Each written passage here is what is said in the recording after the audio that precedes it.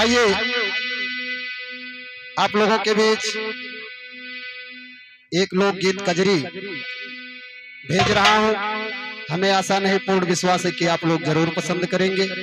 अगर पसंद आ जाए तो चैनल को लाइक, सब्सक्राइब, शेयर, कमेंट जरूर करें और कमेंट में अपना राय जरूर बताएं कि कैसा लगा। आइए, आजकल सावन का बहुत ही मस्त महीना चल रहा है और इस समय धान की रोपाई हो रही है।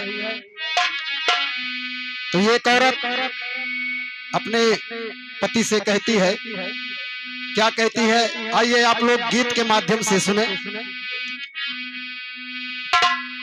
अरे हमसे खेतवा में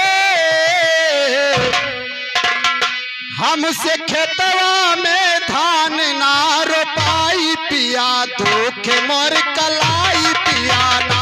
हमसे खेतवा में धान ना रोपाई पिया, दुख मोर कलाई पियाना।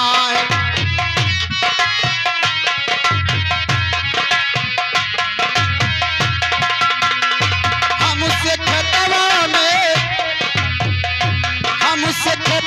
में धान ना रोपाई पिया, दुख मोर कलाई पियाना। हमसे खेतवा में धान ना रोपाई पिया।